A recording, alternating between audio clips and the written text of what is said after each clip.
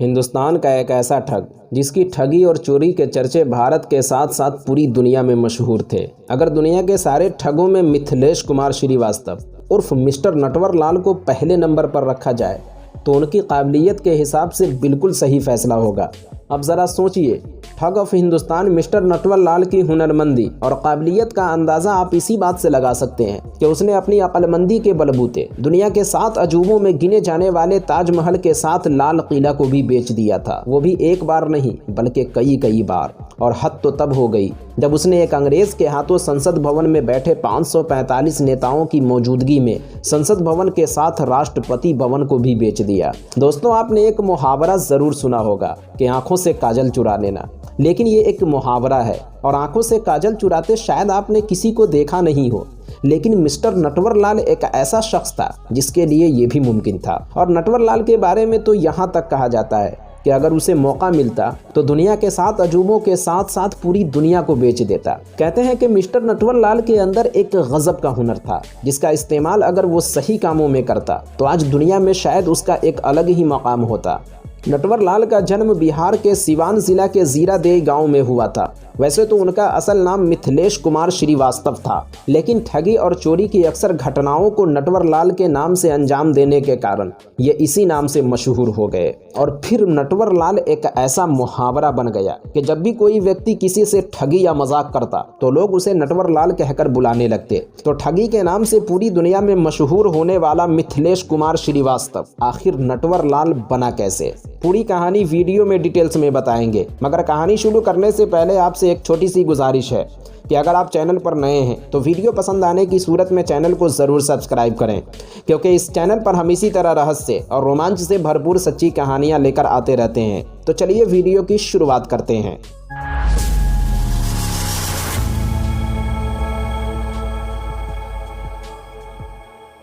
इस कहानी की शुरुआत होती है नटवर लाल के पड़ोसी के नकली हस्ताक्षर कर उसके खाते से 1000 रुपए निकालने के बाद से। कहते हैं कि नटवर लाल पढ़ाई करने के बाद एक अच्छा वकील बन गया, लेकिन वकालत में उसका मन नहीं लग रहा था और फिर उसने चोरी और ठगी के रास्ते पर अपना कदम रख दिया। नटवर लाल ने अपने कैरियर की शुरुआत 1000 रुपये की चोरी से की, जो उसने अपने पड़ोसी के नकली हस्ताक्षर कर उसके बैंक खाते से निकाले थे। नटवर लाल के अंदर जो सबसे बड़ी खूबी थी वो थी किसी के भी हस्ताक्षर यानी सिग्नेचर को हूबहू कॉपी कर लेना, जो उसे गॉड गिफ्टेड यानी कुदरती तौर पर मिली हुई थी। और उसे अपनी इस काबिलियत का अंदाज़ा पड़ोसी के खाते से 1000 रुपये निकालने के बाद से हुआ। और फिर क्या, उसने अपनी इस कुदरती खूबी का बखूबी इस्तेमाल किया। कहते हैं कि नटवर लाल को ज़्यादा अंग्रेज़ी नहीं आती थी, लेकिन जितनी आती थी उसके लिए काफ़ी थी। अगर ज़्यादा अंग्रेज़ी आती तो भारत ही नहीं विदेशों में भी उसके कारनामों की कहानी सुनने को मिलती। एक बार उनके पड़ोस वाले गांव में उस समय के राष्ट्रपति डॉक्टर राजेंद्र प्रसाद का आना हुआ, जिसके बाद नटवर लाल को डॉक्टर राजेंद्र प्रसाद से मिलने का मौका मिल गया। फिर नटवर लाल ने उनके सामने भी अपनी कला के जौहर दिखा दिए और राष्ट्रपति के भी हूबहू सिग्नेचर कर सबको हैरान कर दिया, जिसके बाद डॉक्टर राजेंद्र प्रसाद नटवर लाल से काफी प्रभावित हुए। उस समय नटवर लाल ने डॉक्टर राजेंद्र प्रसाद से कहा था कि सर, अगर आप एक बार कह दे तो मैं विदेशियों का सारा कर्जा वापस करके उन्हें भारत का कर्जदार बना सकता हूँ। जिसके बाद नौकरी दिलाने का वादा कर डॉक्टर राजेंद्र प्रसाद ने कहा कि तुम्हारे अंदर एक बहुत बड़ी काबिलियत है, जिसका इस्तेमाल अगर तुम अच्छे कामों में करोगे तो शायद एक अलग ही मकाम हासिल कर लोगे। लेकिन नटवर लाल को अब नौकरी करने में कहाँ मन लगने वाला था। अब तो राष्ट्रपति के सिग्नेचर के रूप में ऐसा जादुई चिराग उसके हाथ लग चुका था, जिसके जरिए वो कुछ ऐसा धमाका करने वाला था जिसके बारे में कभी किसी ने सोचा भी नहीं हो। नटवर लाल ने राष्ट्रपति के हस्ताक्षर का इस्तेमाल कर 3 बार ताजमहल और 2 बार लाल किला के साथ साथ 1 बार राष्ट्रपति भवन भी बेच दिया। लेकिन नटवर लाल ने इतने ही पर बस नहीं किया। दोस्तों, आज के जमाने में गाँव के मुखिया से लेकर प्रधानमंत्री तक के बारे में ये कहा जाता है कि यह नेता इतने में बिक चुका है। लेकिन कभी कोई सोच सकता है कि कोई व्यक्ति इन मंत्रियों को ही बेच दे, लेकिन मिस्टर नटवर लाल ने ऐसा कर दिखाया था। नटवर लाल ने संसद भवन को उसमें मौजूद 545 सांसद नेताओं के साथ बेच दिया था।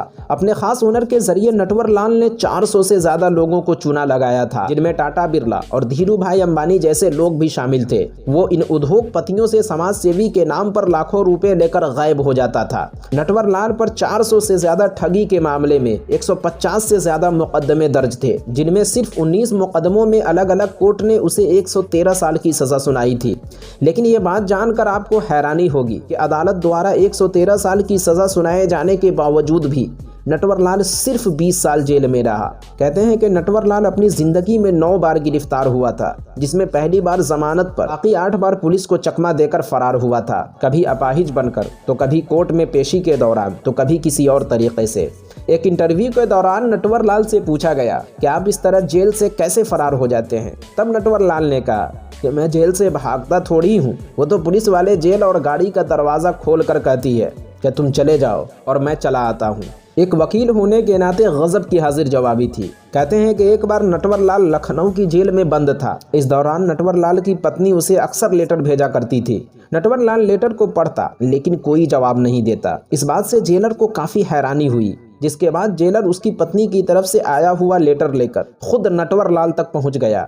जेलर ने नटवरलाल से पूछा कि इतने सारे लेटर आने के बाद भी तुम कभी इसका जवाब नहीं लिखते। तब नटवरलाल ने पहली बार लेटर लिखा, जिसमें अपनी बीवी की बातों का जवाब दिया। दरअसल उसकी बीवी ने लेटर में लिखा था कि आप जेल में हो, घर में 1 रुपया तक नहीं, पैसे न होने की वजह से अभी तक खेत की जोताई नहीं हुई, वगैरह वगैरह। नटवरलाल ने लेटर में लिखा कि बस मैं कुछ दिनों में जेल से बाहर आ जाऊंगा, जब तक तुम अपने खेत में चले जाना और एक किनारे में 1 हाथ गड्ढा खोदना, उसके अंदर तुम्हें एक डब्बा मिलेगा, उस डब्बे में बहुत सारे सोने और जेवरात हैं, उसे बेचकर तुम अपने घर का खर्चा चलाना। नटवरलाल ने लेटर लिखकर जेलर को दे दिया। कहते हैं कि जेल में कोई लेटर आता या जेल से कोई लेटर भेजा जाता, उन लेटरों को एक सेंसर के अंदर से गुजरना पड़ता था, जिससे ये पता चल जाता था कि लेटर के अंदर क्या लिखा है। नटवरलाल के लेटर को सेंसर में डालते ही खेत में जेवरात वाली बात जानकर जेलर के भी होशो हवास उड़ गए, क्योंकि पुलिस को लगा कि नटवरलाल द्वारा किए गए ठगी के बहुत सारे पैसे और जेवरात हाथ लगने वाले हैं। और फिर क्या, लेटर नटवरलाल की बीवी के पास बाद में पहुंची। पुलिस बहुत सारे मजदूरों को लेकर नटवरलाल के उस खेत पर पहले पहुंच गई, जिसके बाद पुलिस ने मजदूरों के जरिए पूरे खेत की खुदाई शुरू करवा दी। सुबह से शाम तक खुदाई होती रही, लेकिन पुलिस वालों को एक खोटा सिक्का तक हाथ नहीं लगा और इस तरह निराश होकर पुलिस वहां से वापस हो गई। 15 दिन बाद एक और लेटर नटवरलाल की बीवी की तरफ से आता है। उस लेटर में लिखा था, थैंक यू जेलर साहब, आपकी मेहरबानी से हमारे खेत की जोताई हो गई और फसल भी अच्छा हुआ। जेलर ने नटवरलाल से पूछा, ये सब क्या है? तब नटवरलाल ने कहा कि मेरे पास अपने खेत की जोताई के लिए और कोई दूसरा ऑप्शन था ही नहीं। कहते हैं कि अपने पड़ोसी के खाते से 1000 रुपए उड़ाने की बात जब नटवरलाल के पिता को पता चला तो उनके पिता ने उसे खूब मारा पीटा, जिसके बाद नटवरलाल कोलकाता पहुंच गया, जहां उसकी मुलाकात एक बहुत बड़े सेठ केशव राम से हुई। केशव राम ने अपने बेटे को ट्यूशन पढ़ाने के लिए नटवरलाल को रख लिया। नटवरलाल ने सेठ से अपने ग्रेजुएट की पढ़ाई के लिए कुछ पैसे उधार मांगे, लेकिन सेठ ने पैसे देने से इनकार कर दिया। फिर क्या, नटवरलाल सेठ की बातों से इतना चिढ़ गया कि उसने रुई खरीदने के बहाने सेठ को 4.5 लाख रुपए का चूना लगाकर वहां से रफू चक्कर हो गया। एक बार नटवरलाल एक घड़ी की दुकान में पहुंचा, फिर अपने आप को वित्त मंत्री नारायण दत्त का पर्सनल स्टाफ बताकर दुकानदार से कहा कि प्रधानमंत्री राजीव गांधी ने बड़े बड़े नेताओं को एक बहुत बड़ी मीटिंग के लिए दिल्ली बुलाया है, जिसमें शामिल होने वाले सभी लोगों को प्रधानमंत्री एक एक घड़ी गिफ्ट करना चाहते हैं, तो मुझे आपकी दुकान से 93 घड़ी चाहिए। इतनी सारी घड़ियों की एक साथ बिक्री देखकर दुकानदार भी लालच में आ गया।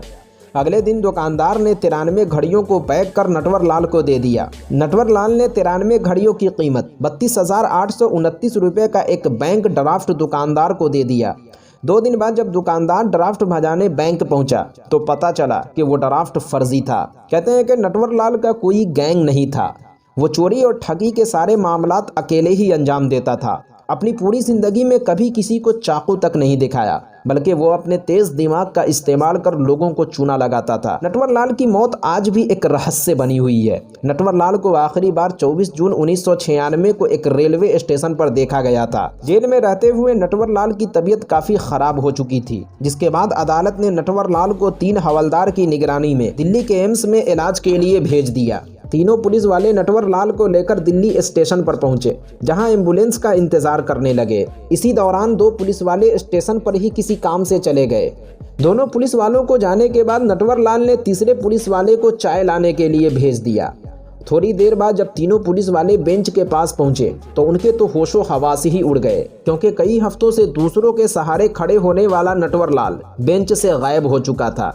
जिसके बाद नटवर लाल कहाँ गया इसके बारे में किसी को कुछ पता नहीं। एक बार एक जज ने अदालत में नटवर लाल से पूछा कि मिथिलेश कुमार, तुम ये सब कर कैसे लेते हो? जिसके जवाब में नटवर लाल ने कहा कि जज साहब, आपके पास 1 रुपये है। जज साहब ने फौरन 1 रुपये का सिक्का नटवर लाल को दे दिया, जिसके बाद नटवर लाल ने 1 का सिक्का कभी जज साहब को वापस नहीं किया और कहा कि लोग मुझे इस तरह देते हैं, मैं कभी किसी से जबरदस्ती नहीं करता, बल्कि लोग मेरे पास आते हैं और कहते हैं कि श्रीमान ये पैसे आप ले लीजिए और मैं ले लेता हूँ। अब आप ही बताइए इसमें अपराध क्या है? नटवर लाल के गाँव के लोगों के दिलों में आज भी नटवर लाल की काफी इज्जत और मकाम है। उनके गांव के लोग आज भी नटवर लाल को मिस्टर नटवर लाल या मिथिलेश बाबू कहकर बुलाते हैं। अगर कोई नटवर लाल से पहले मिस्टर न लगाए तो गांव वाले नाराज हो जाते हैं। तो दोस्तों, ये थी ठग ऑफ हिंदुस्तान मिथिलेश कुमार श्रीवास्तव उर्फ मिस्टर नटवर लाल की पूरी कहानी। वीडियो कैसी लगी कमेंट बॉक्स में जरूर बताना, और इसी तरह की इंटरेस्टिंग फैक्ट और इस दुनिया से जुड़ी अजीबो गरीब मालूमात देखने और सुनने के लिए हमारे चैनल को जरूर सब्सक्राइब करना। मिलते हैं एक और नई वीडियो के साथ, जब तक के लिए अपना ख्याल रखना।